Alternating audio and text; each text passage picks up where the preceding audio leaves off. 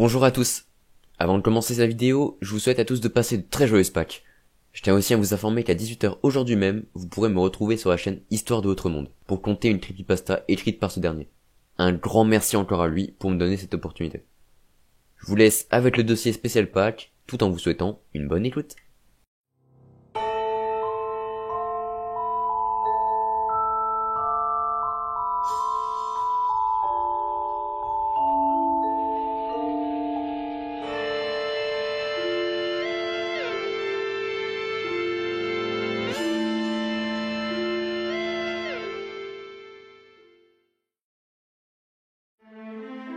Depuis quelque temps maintenant, nous recevons beaucoup d'appels, venant toujours de la même personne.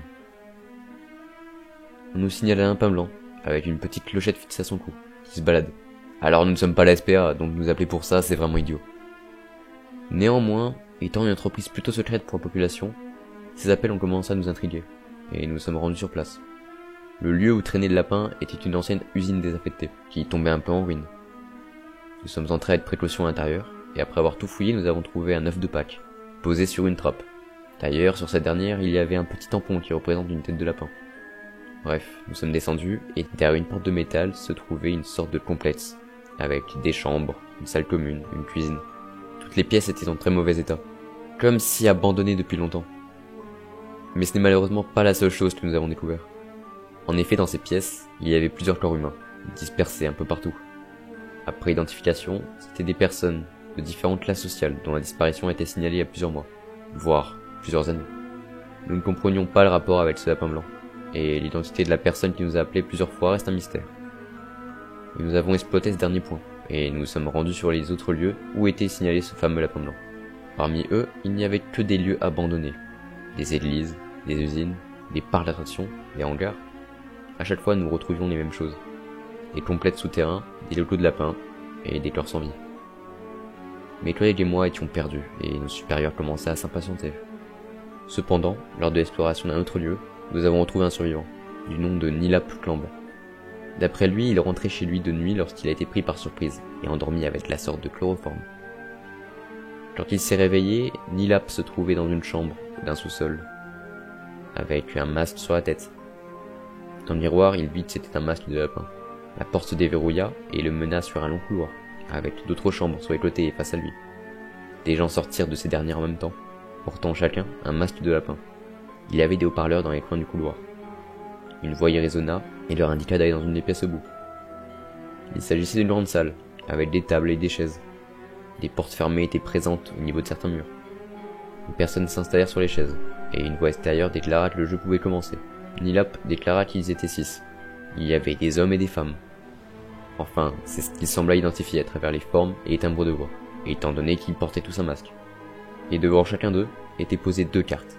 La voix commença à expliquer les règles. Il y avait en tout 12 cartes, 6 cartes proie et 6 cartes prédateurs. Chaque personne doit retourner une des cartes de la personne de son choix. Si la carte retournée est une carte proie, symbolisée par un lapin blanc, alors la personne ayant retourné la carte peut en retourner une autre, du joueur de son choix. Si c'est une carte prédateur, symbolisée par un lion, la personne ayant été désignée peut à son tour retourner la carte d'un des joueurs. Une personne dont les 2 cartes retournées sont des cartes proie a perdu. En revanche, si un joueur retourne la dernière carte d'un autre et que celui-ci possède 2 cartes prédateurs, ce sera le joueur ayant retourné la carte qui perdra.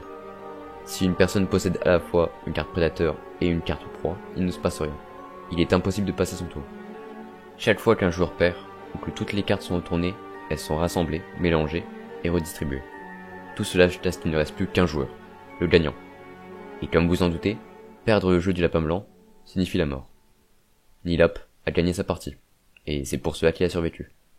Il pense d'ailleurs que les lieux des différents jeux sont peut-être reliés entre eux, via un autre sous-sol ou un passage secret. Il est actuellement avec une escouade de 6 hommes afin de trouver une piste. Mais il y a quand même quelque chose de bizarre dans cette histoire. Si le gagnant a la vie sauve, comment se fait-il que ce soit le seul survivant qu'on ait trouvé? Et ces appels qu'on nous passe, j'ai l'impression qu'on loupe quelque chose. Mais quoi? Une clochette? Le seul survivant est Nilap Clamb. Il jouait au jeu du lapin blanc. Nilap portait un collier. Nilap, lapin, Clamb, blanc. Oh merde, c'est un anagramme. Exploit parti en investigation avec le seul survivant du jeu du lapin blanc a disparu. Les traces de leur position s'arrêtent à l'entrée d'un sous-sol. Pourcentage de chance de les retrouver vivants, 0,01%.